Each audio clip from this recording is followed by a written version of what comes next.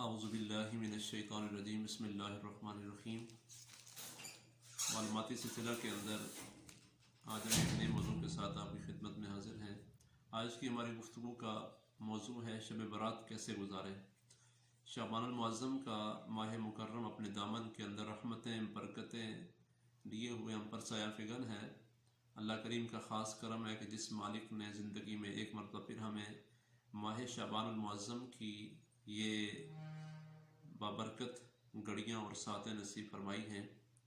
اسی ماہ مکرم کی ایک اہم رات 15ویں شب قریب آ رہی ہے اور بدھ کی رات شعبان المعظم کی 15ویں رات ہے، جس کو شب برات کے نام سے یاد کیا جاتا ہے۔ یہ عظیم رات برکت والی رات ہے، عظمت والی رات ہے، شان والی رات ہے،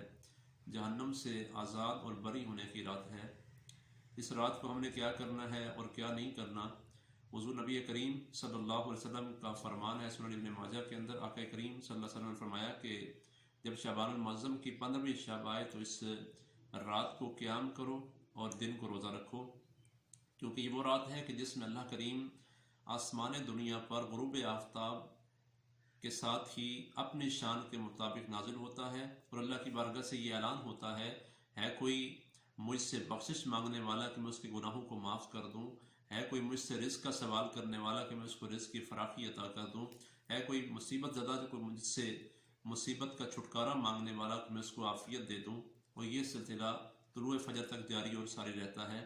تو اس رات کو ہمیں اللہ کی رضا والے کام کرنے ہیں، اللہ کو منانا ہے، اللہ کو یاد کرنا ہے۔ اللہ کی رضا والے کون کون سے کام ہیں جو ہم نے اس رات کو بطور خاص کرنے ہیں۔ یہ رات خاص رات ہے، اس کو ہم نے عام راتوں کی طرح ضائع نہیں کرنا، لغویات کے اندر، فضولیات کے اندر، بےہودگی کے اندر اور گپ شپ کے ٹائم کو ضائع نہیں کرنا، بلکہ اس رات کو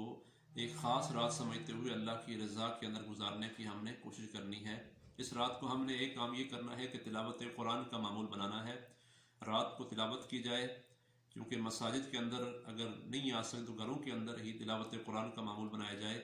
اگر ایک پارہ پڑھیں، 2 پڑھیں، 3 پڑھیں، 4 پڑھیں، جتنے آپ آسانی کے ساتھ پڑھ سکتے ہیں تلاوت قرآن کی جائے اور اللہ کریم کی بارگاہ سے رحمتوں کو حاصل کیا جائے، اللہ کے پاک کلام کی برکات اور فیوز کو اپنے دامن کے اندر سمیٹنے کی کوشش کی جائے اور اللہ کے پاک کلام سے اپنے تعلق کو مضبوط کرنے کی کوشش اس رات کے اندر ضرور کی جائے۔ ایک کام ہم یہ کریں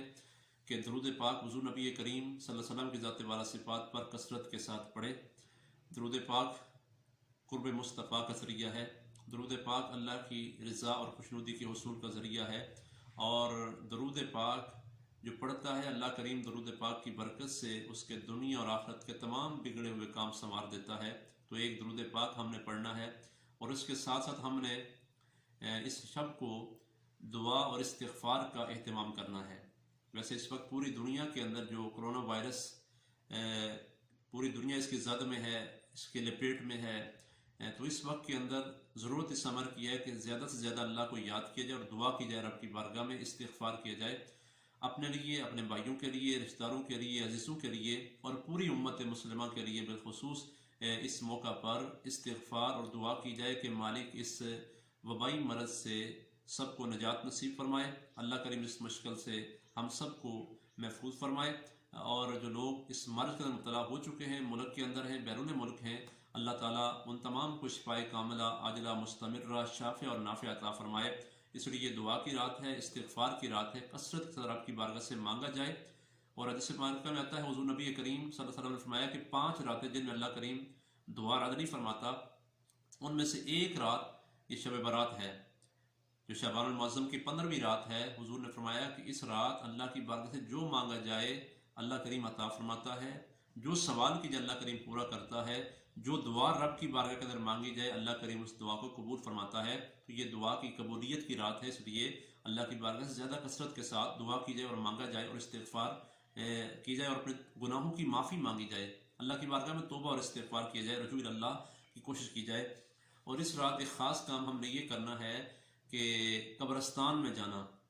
اپنے پیاروں کی قبروں پر جانا، قبروں کی زیارت کرنا، ان کے لیے فاتحہ پڑھنا، بخشش کی دعا کرنا، اور قبرستان میں جانا حضور نبی کریم صلی اللہ علیہ وسلم کی سنت مبارکہ ہے۔ حضرت عائشہ صدیقہ رضی اللہ تعالیٰ عنہ فرماتی ہیں، ترمذی شریف کی روایت ہے کہ شعبان المعظم کی 15ویں رات میں نے اپنے محبوب کو اپنے بستر پہ نہ پایا تو میں آپ کی تلاش میں نکلی، تو میں نے کیا دیکھا کہ حضور نبی کریم صلی اللہ علیہ وسلم جنت البقیع میں تشریف فرما ہے، اور اللہ کے پیارے حبیب نے فرمایا کہ عائشہ آج وہ رات ہے کہ جس رات اللہ تعالیٰ اپنی شان کے مطابق آسمان دنیا پر نزول فرماتا ہے اور قبیلہ کلب کی بکریوں کے بالوں سے بھی زیادہ لوگوں کو جہنم سے آزاد فرما دیتا ہے۔ تو یہ اتنی عظیم رات ہے۔ تو اس کے ساتھ ساتھ ہم نے ایک کام یہ بھی کرنا ہے کہ ہم نے نوافل پڑھنے ہیں، اور نوافل کے اندر نماز تسبیح کا اہتمام کیا جائے۔ نماز تسبیح کے بارے میں بڑی خصوصی شان اور فضیلت بیان ہوئی ہے۔ حضور نے فرمایا ہے کہ اگر ساری زندگی بلکہ ایک روزانہ ہو سکے تو روزانہ نماز تسبیح پڑھی جائے، اگر روز نہیں پڑھ سکتے ہفتے میں ایک بار پڑھ لی جائے، اگر ہفتے میں نہیں پڑھ سکتے تو مہینے میں ایک بار پڑھ لی جائے، نہیں تو سال میں ایک بار پڑھی جائے، اور اگر سال کے اندر بھی ایک بار نہیں پڑھی جاتی تو کم از کم پوری زندگی میں ایک بار ضرور نماز تسبیح کا اہتمام کیا جائے۔ تو نوافل کثرت کے ساتھ پڑھے جائیں، لیکن میں آپ کو یہاں پر ایک تجویز دینا چاہوں گا کہ نوافل پڑھنے سے بہتر ہے کہ اپنی قضا نمازیں پڑھی جائیں۔ جو زندگی میں آپ کی نمازیں قضا ہوئی اس کا حساب لگائیں، کتنی نمازیں قضا ہوئی ہیں، کب سے ہم نے نمازوں کی پابندی شروع کی ہے، اور جتنی نمازیں قضا ہیں وہ اس رات کو ہم پڑھ لیں، اور ہم سے وہ قرض اور وہ فرض بھی اتر جائے، اللہ کریم ہم سے راضی بھی ہو جائے۔ اس کے ساتھ ساتھ ہم نے اللہ کی رضا والے کام یہ کرنے ہیں کہ ہم نے اس رات کو صدقات و خیرات کا زیادہ اہتمام کرنا ہے۔ غریب و مسکینوں کا، جو لوگ اس وائرس کی وجہ سے اپنے گھروں کے اندر ہیں، جن کے کھانے پینے کی کوئی چیز نہیں ہے، غربت و افلاس میں زندگی گزار رہے ہیں، ان تک راشن پہنچانے کا انتظام کرنا ہے، اور جو بیمار ہیں ان کی تیمارداری بھی کرنی ہے، اور ان بیماروں کی ادویات کے لیے اگر ان کے پاس پیسے نہیں ہیں تو نقدی صورت میں ان کو پیش کرنا ہے۔ اس رات کو صدقہ و خیرات زیادہ کیا جائے، یہ بھی اللہ کو راضی کرنے والا کام ہے۔ اور اس کے ساتھ ساتھ ہم نے اس رات کو یہ کرنا ہے کہ خرافات سے بچنا ہے، بے خودگی سے بچنا ہے، پٹاخے، گولے اور فائرنگ، یہ ساری چیزیں لاب و لاب والی ہیں، فضول خرچی والی، جو اللہ کو ناراض کرنے والی ہیں۔ تو ہم نے اللہ کو ناراض نہیں کرنا، اللہ کو راضی کرنا ہے، اور اللہ کی خوشنودی والے کام کرنے ہیں۔ یہ بھی دیکھیں کہ آپ ساری رات جاگتے رہیں اور گپ شپ میں ٹائم گزار دیں، آپ سوشل میڈیا پر سارا وقت ضائع کر دیں،